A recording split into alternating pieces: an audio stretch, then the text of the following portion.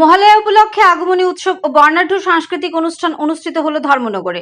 মহকুমা প্রশাসন, পুর পরিষদ, তথ্য ও সংস্কৃতি কার্যালয় এবং উত্তর ত্রিপুরা জেলা সাংস্কৃতিক উপদেষ্টা কমিটির যৌথ উদ্যোগে অনুষ্ঠিত হয় আগমনী উৎসব ও বর্ণাঢ্য সাংস্কৃতিক অনুষ্ঠান।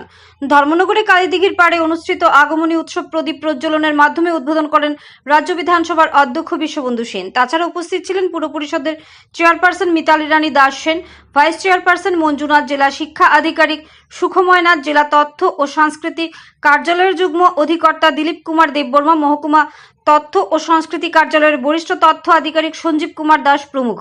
অনুষ্ঠান মঞ্চে মনোরম সাংস্কৃতিক অনুষ্ঠান পরিবেশিত হয়, যা উপস্থিত দর্শকের মন জয় করে নেয়।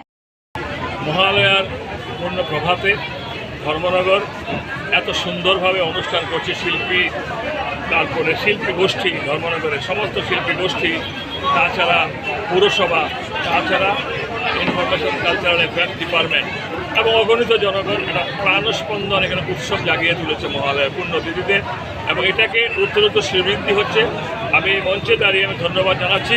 নেতাজির জন্ম জয়ন্তী কিন্তু ত্রিপুরা স্টেট ক্যালেন্ডারে চলে এসছে, প্রোগ্রামে চলে এসছে। আমরা চেষ্টা করব, মাননীয় মুখ্যমন্ত্রী মহোদয়ের কাছে আমরা দাবি জানাবো, উনি এই ব্যাপারে যথেষ্ট সহৃদয়বান।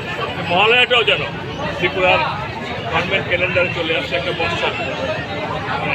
বর্ষপূর্তি, একটা বাৎসরিক উৎসব।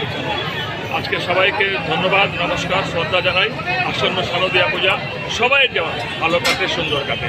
নমস্কার, ধন্যবাদ।